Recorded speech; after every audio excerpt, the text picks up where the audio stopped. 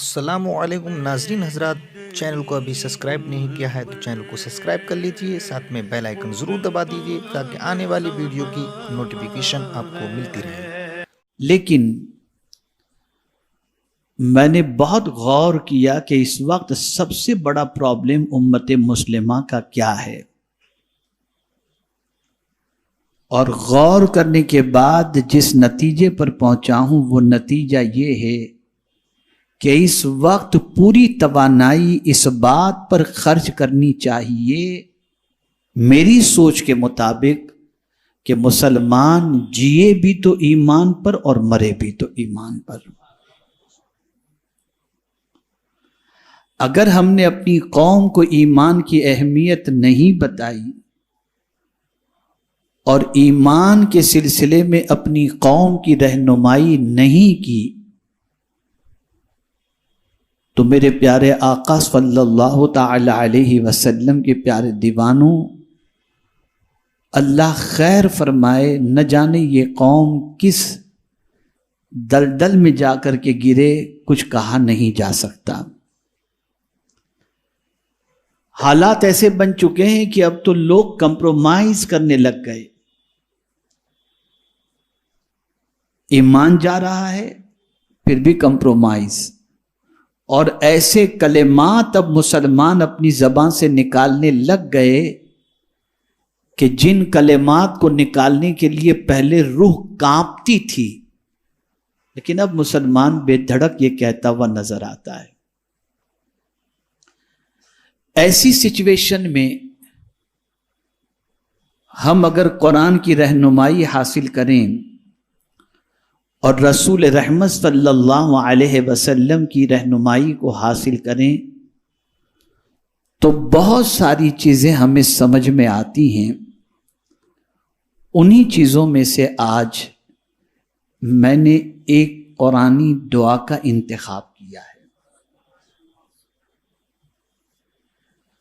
جس دعا کے اندر اسی چیز کی طرف اللہ عز و جل کی بارگاہ میں مدد مانگی جا رہی ہے، التجا کی جا رہی ہے۔ آج ہمارے پاس ہدایت کی دولت موجود ہے، الحمدللہ آج ہمارے پاس ایمان کی دولت موجود ہے، لیکن کبھی بھی کسی بندے کو اس اعتبار سے مطمئن ہو کر بیٹھنے کی اجازت نہیں ہے کہ وہ ایمان ہی پر مرے گا۔ اسے ہمیشہ ڈرتے رہنا چاہیے کہ کبھی کہیں ایسا معاملہ نہ ہو جائے کہ ہمارے ہاتھوں سے ایمان کا دامن نکل جائے۔ اور یہ فکر، یہ ڈر ان لوگوں کو بھی تھا جن لوگوں کے جنتی ہونے کی بشارت مدینے کے تاجدار نے عطا فرمائی تھی۔ اس ڈر سے وہ لوگ بھی کانپتے تھے کہ کہیں ایسا نہ ہو کہ آخری وقت میں ہمارے لیے کوئی مسئلہ پیدا ہو جائے۔ لیکن آج چند عبادات اور چند رسومات کے عادی بننے کے بعد امت مسلمہ اس حد تک غافل ہو چکی ہے کہ اسے اس چیز کی فکر قطعی طور پر نظر نہیں آتی کہ اس کے ہاتھوں سے کہیں دامن اسلام چھوٹ نہ جائے، بلکہ کثرت گناہ، کثرت حرام کے ارتکاب کی بنیاد پر ڈر لگنے لگتا ہے کہ کہیں خاتمہ خراب نہ ہو جائے۔ اب آئیے میں اس دعا کی طرف آپ کی توجہ کو مبذول کراؤں جو دعا خود حضور مانگا کرتے تھے، جو دعا صحابہ مانگا کرتے تھے۔ اور اس دعا کو سمجھنے کے لیے اس دعا کے معنی کو سمجھیے، مطلب کو سمجھیے۔ اور یہ دعا کسی ولی کی طرف سے کی ہوئی نہیں ہے، بلکہ یہ دعا اللہ عز و جل کی کتاب قرآن مقدس میں موجود یہ دعا ہے۔ جس دعا کو اللہ نے اپنی کتاب میں جگہ دی ہو، اس دعا کا مقام کتنا عرف و اعلیٰ ہو۔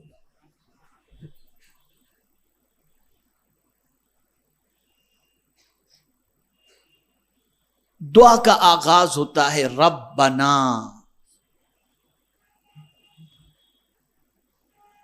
اے ہمارے رب. ہم تو رب کے معنی بھی نہیں جانتے. اگر رب کے معنی جانتے ہوتے تو ہمارا ایمان مضبوط ہوتا. ہم سب کو جانتے ہیں، رب کو نہیں جانتے. سب کے بارے میں واقفیت رکھتے ہیں، رب کے بارے میں واقفیت نہیں رکھتے. رب کے معنی کیا ہوتا ہے؟ پالنے والا. کیا ہوتا ہے؟ پالنے والا بھی ہوتا ہے، مالک بھی ہوتا ہے رب کا معنی. دنیا کا ہر پالنے والا پالتا ہے. جانور بھی اپنے بچے کو پالتا ہے، ماں باپ بھی اپنے بچے کو پالتے ہیں، درخت کو بھی پالا جاتا ہے. یہ پالا جاتا ہے، پالنے والے بہت ہیں. لیکن ہر پالنے والے کی کوئی غرض ہوتی ہے. ماں باپ اولاد کو اس لیے پالتے ہیں کہ بڑھاپے میں سہارا بنے گا. اے میرے رب تیری عظمتوں پر قربان کہ تو ہمیں ایسا پالتا ہے کہ تیری ہم سے کوئی غرض ہے ہی نہیں، ہے تو بس اتنی کہ ہم تیری عبادت کریں. اور کس طرح سے پالتا ہے؟ جہاں جس کی جو ضرورت ہے اس ضرورت کو پوری کر کے پالتا ہے. اس کے پالنے کا انداز بڑا نرالا ہے، اس کی شان بڑی عرف و اعلیٰ ہے. اور جب کوئی بندہ ربنا کہتا ہے تو اللہ کی رحمت کو پیار آ جاتا ہے کہ میرا بندہ جانتا ہے کہ میں ہی اس کو پال رہا ہوں. یہ جانتا ہے کہ میرے علاوہ کوئی اس کا پالنے والا نہیں. اس لیے قرآن شریف کے اندر جتنی بھی دعائیں آپ کو ملیں گی، ان ساری دعاؤں کے اندر جس لفظ سے اللہ کو یاد کیا گیا ہے وہ ہے ربنا یا رب اغفر لی. اس طریقے سے لفظ رب ہی کا استعمال ہوا ہے. ہم اپنی زبان سے تو دعا کر لیتے ہیں، لیکن قرآنی دعاؤں سے عدم واقفیت کی بنیاد پر ہم وہ دعائیں نہیں مانگتے جو منصوص ہیں، قرآن شریف سے ثابت ہیں، احادیث سے ثابت ہیں. تو یہاں پر دعا موجود ہے جس میں دعا کرنے والے نے دعا کی ربنا، اور یہ دعا حضور صلی اللہ علیہ وسلم نے بھی کی ہے. کیا دعا؟ کیا مانگا اپنے رب سے؟ تو مانگا یہ ربنا لا تزغ قلوبنا.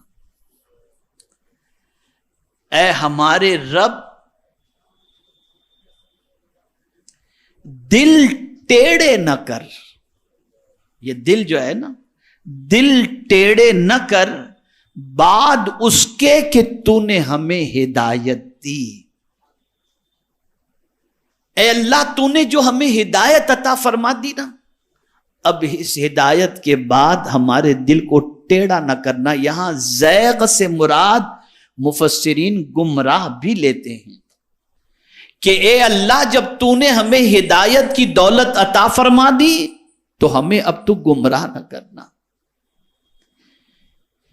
ہدایت کے بعد گمراہی سے بچنے کی دعا اللہ کی بارگاہ میں کی جا رہی ہے. اب یہاں آپ توجہ سے سماعت فرمائیں. انسان کا دل اللہ کی 2 انگلیوں میں یا چٹکیوں میں ہے. وہ جب چاہتا ہے پھیرتا رہتا ہے.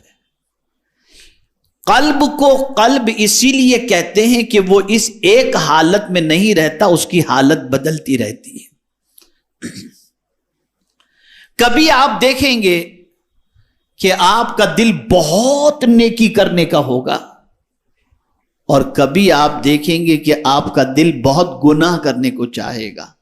دل کی ایک حالت ہمیشہ نظر نہیں آتی، یہ دل بدلتا رہتا ہے، دل کی کیفیت بدلتی رہتی ہے. میرے پیارے آقا صلی اللہ تعالی علیہ وسلم کے پیارے دیوانوں، آپ دیکھیں اسی لیے فرمایا گیا کہ جب کبھی تمہارے دل میں نیکی کا ارادہ ہو فوراً نیکی کر ڈالو، پتہ نہیں بعد میں تمہارا دل نیکی کا ہو یا نہ ہو۔ اسی لیے حضور صلی اللہ علیہ وسلم نے فرمایا بادروا بالاعمال الصالحہ، نیکی کرنے میں جلدی کرو۔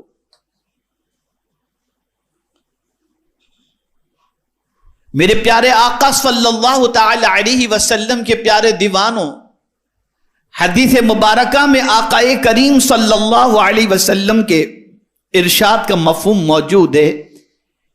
ایک درخت سے کوئی پتا گر کر زمین پر آ جائے، توجہ چاہوں گا، درخت سے کوئی پتا گر کر زمین پر اگر پڑا رہے تو ہوا کا جھونکا اس درخت کو اڑا کر لے جاتا ہے۔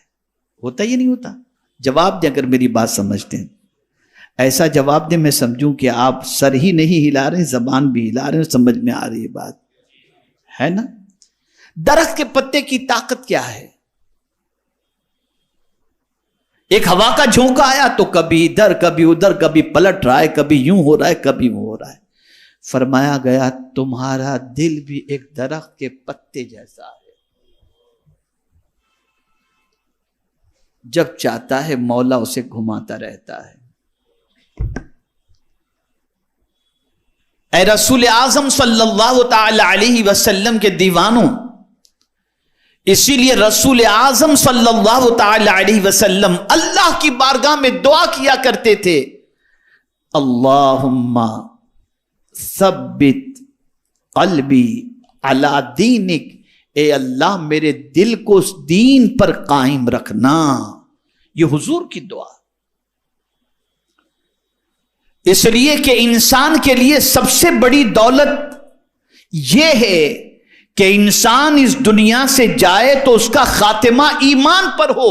اس لیے کہ کامیاب وہ نہیں جو سب کچھ اس دنیا میں بنا کر کے جائے، کامیاب وہ ہے جو اس دنیا سے جائے تو ایمان ساتھ لے کر کے جائے، وہ در حقیقت۔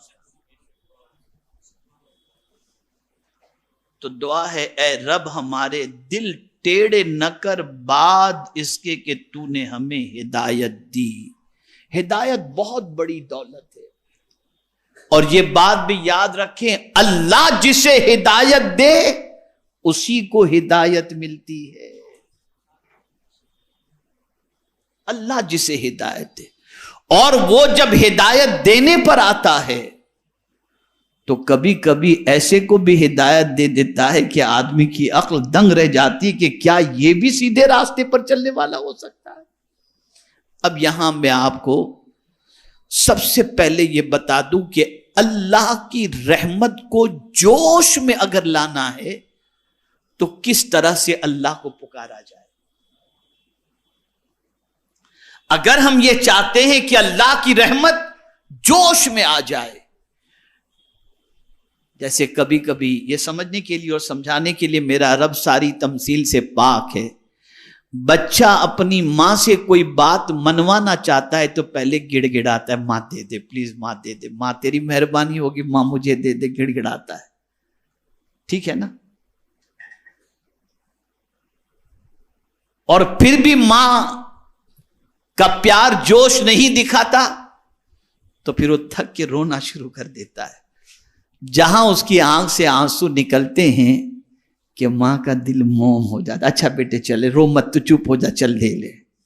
اللہ اللہ، جب بچے کے آنسو پر ماں اتنی مہربان ہوتی ہے تو جس نے ماں کے دل میں رحم پیدا کیا اس کی بارگاہ میں آنسو کا نذرانہ پیش کیا جائے تو اس کی رحمت کتنی نچھاور ہونے کو تیار ہے۔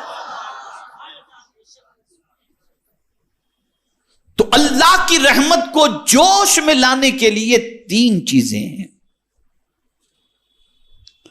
میرے پیارے آقا صلی اللہ تعالی علیہ وسلم کے پیارے دیوانوں، پہلی چیز دل کی بے قراری۔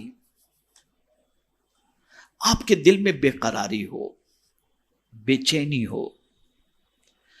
اسی لیے قرآن نے بے قرار کی دعا کے بارے میں فرمایا، اَمَّن يُجِيبُ الْمُضْطَرَّ اِذَا دَعَاهُ، کون ہے جو بے قراروں کی فریاد سنتا ہے؟ ایک بے قرار کسی انسان کے دروازے پر جائے تو آدمی دیکھ کر نفرت کرتا ہے، جب دیکھو تب یہ روتا بلکتا میرے پاس آ جاتا ہے. لیکن یہی بندہ جب خدا کی بارگاہ میں حاضر ہو کر اپنی بے قراری کو پیش کرتا ہے تو اللہ کی رحمت پکارتی ہے، ہاں میرے بندے تیری پکار میرے علاوہ ہے کون جو سنے گا؟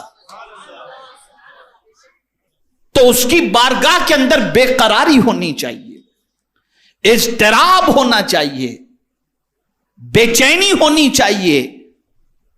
اس بے قراری کے ساتھ اللہ کی بارگاہ میں ہمیں پکارنا چاہیے. تو پہلی چیز ہے بے قراری. دوسری چیز ہے گڑ گڑانا، زاری کرنا. جیسے کسی کو منایا جاتا ہے اس طریقے سے زاری کرنا، یہ اللہ کی رحمت کو جوش میں لے آتا. اسی لیے حدیث مبارکہ میں ہے کہ جب کوئی بندہ اللہ سے معافی مانگتا ہے تو اللہ فرشتوں سے فرماتا ہے میرے فرشتوں یہ بندہ مجھ سے معافی مانگ رہا ہے اس لیے کہ جانتا ہے کہ میرے سے زیادہ کون معاف کرنے والا ہے. فرشتوں گواہ ہو جاؤ میں نے اس کو معاف کر دیا.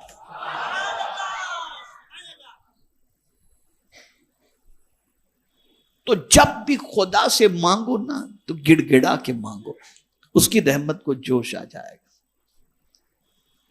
اور بے قرار دلی سے مانگو. اور تیسری چیز جو اللہ کی رحمت کو جوش دلاتی ہے وہ ہے آنکھوں کا پانی. جب آنسو نکلنے لگتے ہیں نا تو پھر اللہ کی رحمت کو جوش آ جاتا ہے، پھر اس کی رحمت مچلنے لگتی ہے اور وہ اپنے بندے کے آنسوؤں پر کرم کی نظر فرما کر اپنی رحمت کا پانی اس پر ڈال دیتا ہے. اسی لیے گناہوں سے ڈر کر اگر کوئی روتا ہے یا اللہ کے خوف سے جو روتا ہے اس کی آنکھوں سے نکلنے والے آنسو کی اہمیت آپ جانتے ہیں. آقا کریم صلی اللہ علیہ وسلم ارشاد فرماتے ہیں وہ آنسو جو آنکھ سے نکلتے ہیں گناہ سے ڈر کر یا اللہ سے ڈر کر، گناہ سے ڈر کر مطلب گناہ کے عذاب سے ڈر کر جو آنسو نکلتے ہیں، سرکار صلی اللہ علیہ وسلم فرماتے ہیں وہ آنسو جسم کے جس حصے پر پہنچیں گے اس حصے کو جہنم کی آگ نہیں جلا سکتی. اس لیے سیدنا ابو ہریرہ رضی اللہ تعالیٰ عنہ روتے تھے تو اپنے آنسوؤں کو جو نکلتے تھے نا اسے جسم پر مل لیتے تھے اور کہا کرتے تھے یہ آنسو جسم کے جس حصے پر لگیں گے اس حصے کو جہنم کی آگ نہیں جلائے گی. تو اللہ کی رحمت کو جوش میں لانے والی تین چیزیں: بے قرار دل، جب کبھی طبیعت بے قرار ہو ادھر ادھر مت جاؤ، مصلی بچھاؤ، اللہ کے گھر میں چلے آؤ اور اللہ کی بارگاہ میں رونا شروع کر دو، گڑ گڑانا شروع کر دو، مانگنا شروع کر دو. میاں کسی کے یہاں جاؤ گے نا مانگنے کے لیے گڑ گڑاتے ہوئے تو کہے گا رات کا وقت ہے مجھے سونے دو. میرے رب کے یہاں قانون نہیں ہے کہ بھئی صبح سے لے کے رات میں 12 بجے تک آ کر کے رو کر کے مانگنا ہو تو مانگنا، 10 بجے کے بعد مانگو گے تو نہیں ملے گا. نہیں، میرے رب کی شان یہ لا تاخذہ سنۃ ولا نوم، میرا رب نیند سے پاک ہے، وہ سوتا ہی نہیں. جب تو پکار تیری پکار کو وہ سن لیا کرتا ہے اور جہاں سے پکارو وہاں سے وہ سن لیا کرتا ہے. لیکن ہماری قوم کو ہم دیکھتے ہیں دعا کے وقت آسمان اور چھت دیکھتے ہوتے ہیں. یہ کیسی دعا مانگتے یہ بھی مجھے نہیں سمجھ میں آتا.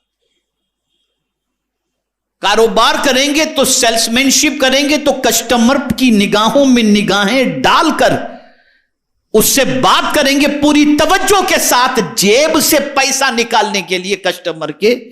لیکن خدا سے رحمت حاصل کرنے کے لیے کبھی ادھر دیکھیں گے کبھی ادھر دیکھیں گے اور منہ سے کچھ پڑھ رہے ہیں، پتہ بھی نہیں ہوتا کہ مانگ کیا رہے ہیں. جہالت تو ہماری قوم کی اتنی ہے کہ جب کوئی دعا کرنے والا دعا کرتا ہے اللہ میں عذاب کا مستحق ہوں تو معاذ اللہ قوم کہتی ہے آمین. یہ تو حال ہے ہماری قوم کا. نہ ہم نے خدا سے مانگنے کا طریقہ سیکھا، نہ خدا سے مانگنے کے آداب ہمیں معلوم. ہم تو اتنے گئے گزرے ہیں کہ جس کی کوئی انتہا نہیں، الا ماشاء اللہ. تو اللہ کی رحمت کو جو چیز جوش میں لاتی ہے وہ بے قراری، زاری اور آنکھوں کا پانی، یہ تین چیزیں اللہ کو جوش میں لاتی ہے. میرے پیارے آقا صلی اللہ تعالی علیہ وسلم کے پیارے دیوانوں، اب ہم کیا دعا کر رہے ہیں؟ ربنا لا تزغ قلوبنا بعد اذ ہدیتنا. مولا جو تو نے ہم کو ہدایت عطا فرمائی. اب ہدایت کی بھی تین قسمیں ہیں، اچھی طرح سمجھ لو. آج ہدایت کی بھی تین قسمیں ہیں. میرے پیارے آقا صلی اللہ علیہ وسلم کے پیارے دیوانوں، ایک ہے ایمان کی ہدایت کہ اے میرے کریم جو تو نے ایمان کی دولت ہمیں عطا فرمائی، جو ایمان کی دولت سے تو نے ہمیں مالا مال فرمایا، اے اللہ تیری بارگاہ میں التجا ہے تو ہم سے یہ مت چھیننا. مجھے حیرت ہے، ہم یہ دعا تو کرتے ہیں اے اللہ تو نے جو مال دیا وہ نہ چھیننا، اولاد دی وہ نہیں چھیننا. مجھے ایسے بہت کم ملتے ہیں جو یہ دعا کریں کہ اللہ تو ایمان نہ چھیننا. یہ دعا کرتا ہوا کوئی نظر نہیں آتا الا ماشاء اللہ. اس لیے کہ اس کے نزدیک ایمان کی کوئی خاص اہمیت ہے ہی نہیں. ایمان اتنی بڑی دولت ہے کہ جسے اللہ ایمان دے دیا اسے دونوں جہاں کا خزانہ عطا کر دیا. ساری بڑائیاں، ساری خوشیاں دنیا کی، آخرت کی اگر کسی کے لیے ہے تو وہ ایمان والے کے لیے. میں صرف ایک آیت پیش کروں گا. اتنا طویل موضوع ہے ایمان والا کہ میں اگر اس پر گفتگو کروں تو میرے جیسا ادنا طالب علم صرف ایمانیات پر گفتگو کرنے کے لیے 2-5 سال کے اجتماع تو ہو جائیں گے. ایک آیت ایمان کے بدولت اللہ عز و جل کیا دولت عطا فرماتا ہے ایمان کی وجہ سے، صرف یہ بتا دوں. صرف ایک اللہ فرماتا ہے وَلِلَّهِ الْعِزَّةُ وَلِرَسُولِهِ وَلِلْمُؤْمِنِينَ. عزت تو اللہ کے لیے ہے، اس کے رسول کے لیے ہے اور ایمان والے کے لیے. عزت ایمان والے کے لیے، جنت ایمان والے کے لیے ہے، نعمتیں ایمان والے کے لیے ہے، ساری برکتیں ایمان والے کے لیے ہے. لیکن یہ بھی سمجھنا پڑے گا کہ جو اصطلاح شریعت میں ایمان کی تعریف کی گئی اس میں تو ہم فٹ ہو سکتے ہیں، لیکن کامل مومن کے اعتبار سے ہم ایمان والے کی فہرست کے اندر پورے اتر پاتے ہیں کہ نہیں، یہ ایک سوال موجود ہے. تو اللہ کی بارگاہ میں جہاں یہ دعا کرتے ہو کہ اے اللہ مجھے دی ہوئی دولت نہ چھیننا، میری اولاد مجھ سے نہ چھیننا، میری شہرت مجھ سے نہ چھیننا، وہیں سب سے اہم دعا یہ کرو کہ اے اللہ تو نے جو ایمان کی دولت دی ہے یہ ایمان کی دولت ہم سے کبھی نہ چھیننا. اور مجھے یاد آ رہا ہے میرے مینٹور، میں جن کو بہت زیادہ پسند کرتا ہوں دعوت دین کے سلسلے میں، ماضی قریب کے عظیم داعی دین حضور مبلغ اسلام علامہ عبدالعلیم صدیقی میرٹھی رحمت اللہ تعالی علیہ، جو اعلی حضرت عظیم البرکت امام عشق و محبت کے خلیفہ تھے. آج دنیا میں جتنی بھی تحریکیں موجود ہیں اور جتنے بھی علماء موجود ہیں، ان سب نے مل کر جتنوں کو ایمان کی دولت سے مالا مال نہیں کیا، تنہا مبلغ اسلام نے اتنوں کو اسلام کی دولت سے مالا مال کیا. لیکن 1,00,000 کے قریب لوگ کم و بیش ان کے ہاتھوں پر اسلام قبول کیے. لیکن جب مدینہ منورہ پہنچے، فکر دیکھیے، مدینہ منورہ پہنچے تو پہنچنے کے بعد اعلیٰ حضرت عظیم البرکت امام عشق و محبت کی خلیفہ قطب مدینہ علامہ ضیاء الدین مدنی رحمت اللہ تعالی علیہ، جو مدینہ منورہ ہی میں رہتے تھے، ان سے عرض کرتے ہیں کہ حضور دعا کریں کہ میرا خاتمہ ایمان پر ہو. کون کہہ رہا ہے؟ مبلغ اسلام کہہ رہا ہے. کون مبلغ اسلام؟ جن کی زندگی سفیر اسلام بن کر دنیا کے اندر اسلام کی شمع کو روشن قدرے میں گزری. تو قربان جائیے، قطب مدینہ علامہ ضیاء الدین مدنی رحمت اللہ تعالی علیہ نے فرمایا، مولانا انشاءاللہ آپ کا خاتمہ ایمان پر ہی ہوگا. تعجب میں پڑ گئے کہ حضور آپ اتنا کانفیڈنس کے ساتھ کیسے کہتے ہیں کہ انشاءاللہ میرا خاتمہ ایمان پر ہوگا؟ اب جواب سنیے مبلغ اسلام کو قطب مدینہ نے کیا جواب دیا. ارشاد فرمایا، جتنے ہزاروں کے سینے کو ایمان کی دولت سے مالا مال کر دیا، اللہ اس کو کب ایمان کی دولت سے محروم کرے گا؟ کہنے کا مقصد یہ ہے کہ وہ لوگ بھی ڈرتے تھے ایمان کے سلسلے میں، اسی لیے حضور صلی اللہ علیہ وسلم نے ارشاد فرمایا، خاتمے کا اعتبار ہے پوری زندگی آدمی مومن ہو کر کے گزارے، ڈر ہے کہ کہیں اس کا خاتمہ ایمان پر نہ ہو، اور ہو سکتا ہے پوری زندگی کفر میں کوئی گزارے اور مرنے سے پہلے اسے ایمان کی دولت نصیب ہو جائے. تو ہمیشہ اس بات کی فکر رکھنی چاہیے کہ اللہ ہمارا خاتمہ ایمان پر فرمائے. ہم تو ایمان کا فائدہ بھی نہیں جانتے، بس اتنا جانتے ہیں کہ گوشت مچھلی مرغی کھاتے رہے، بس مسلمان ہیں، بس یہی. ایمان کوئی معمولی چیز نہیں ہے، بہت بڑی دولت ہے، بہت بڑی دولت ہے. جسے یہ دولت مل گئی اسے دونوں جہاں کی نعمتیں نصیب ہو گئیں. تو پہلی چیز ہدایت کی ایک قسم یہ ہے کہ ایمان کی ہدایت. اللہ کسی کو ایمان کی ہدایت عطا فرمائے. دوسری ہدایت کی قسم ہے عبادت کی ہدایت. اللہ کسی کو عبادت کی توفیق عطا فرمائے. بہت سارے بڑے اکڑتے ہیں، بڑے خوش ہوتے ہیں، ارے یار بس دعا کرو مولانا نماز کی توفیق مل جائے، دعا کرو. ویسے اتنا ٹائم کہاں مولانا ملتا ہے، اللہ کا دیا ہوا بہت کچھ ہے، مصروف اتنا رہتا ہوں، بس دعا کرو. اور وہ سمجھتے ہیں بنگلہ ہے، گاڑی ہے، پیسہ ہے، شہرت ہے، عزت ہے، آسائش کا سارا سامان ہے تو گویا اللہ ان پر مہربان ہے. ایک غلط سوچ یہ بھی ہے. وہ یہ سمجھتے ہیں جن کو عبادت کی توفیق نہیں اور یہ ساری چیزیں موجود ہیں ان کے پاس، وہ سمجھتے ہیں کہ ان کو سب کچھ مل گیا، اللہ ان پر مہربان ہے. لیکن یہاں میں آپ کو بتا دوں، جملہ یاد رکھیے گا اور زندگی بھر یاد رکھیے گا، اللہ جس بندے کو چاہتا ہے اسے بھی دولت دیتا ہے، اور جسے نہیں چاہتا اسے بھی دولت دیتا ہے. لیکن سجدے کی توفیق تو صرف اسی کو دیتا ہے جسے وہ چاہتا ہے. اور یہ عبادت کی ہدایت بہت بڑی ہدایت ہے. جس کو نیکیوں کی توفیق مل گئی، سمجھ لیجیے اللہ کا اس پر خصوصی کرم ہے.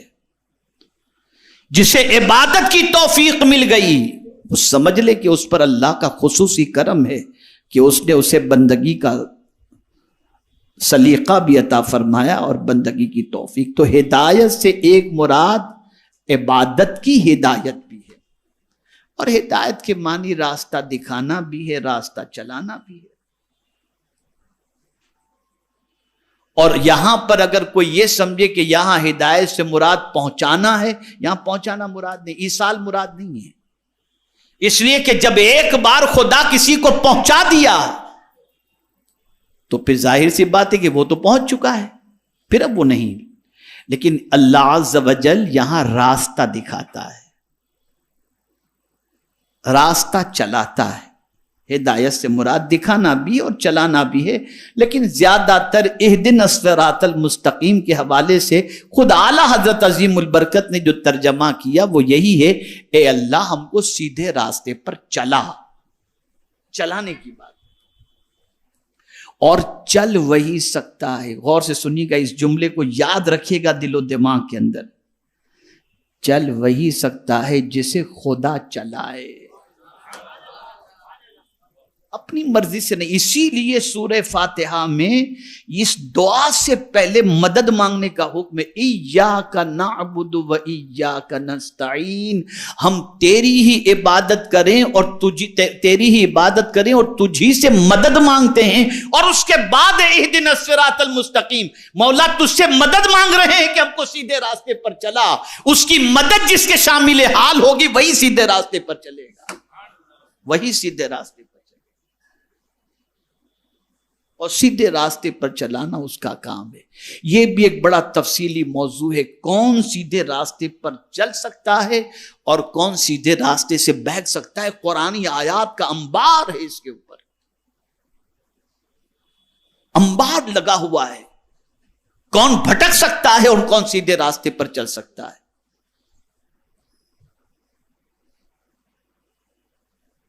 وہ ساری صفتیں جس سے انسان بہک جاتا ہے اس کا ذکر بھی اللہ نے قرآن میں فرمایا ہے، اور وہ ساری صفتیں جس سے انسان سیدھے راستے پر چل سکتا ہے اس کا بھی ذکر اللہ عز و جل نے قرآن مقدس میں فرمایا۔ تو عبادت کی ہدایت، یہ جو دعا ہم کرتے ہیں نا، لا تزغ قلوبنا بعد اذ ہدیتنا، اس میں تینوں چیزیں شامل ہیں۔ پہلی چیز ایمان کی ہدایت، کہ جو مولا تو نے ہمیں ایمان کی ہدایت عطا فرمائی ہے، اب ہمیں گمراہ نہ کرنا، ہمارا دل ٹیڑھا نہ کرنا۔ اور یہ بھی مراد ہو سکتا ہے کہ مولا تو نے جو ہمیں عبادت کی ہدایت عطا فرمائی ہے تو ہمارا دل ٹیڑھا نہ کرنا، گمراہ نہ کرنا، یہ عبادت کا ذوق و شوق ہمارا باقی رہے۔ اور تیسری قسم معاملات کی ہدایت، لین دین، تعلقات، لوگوں سے سلوک، یہ بہت بڑی چیز ہے۔ معاملاتی زندگی آج اگر مسلمانوں کی دیکھی جائے تو بہت خراب ہے، بہت خراب ہے، بہت خراب ہے۔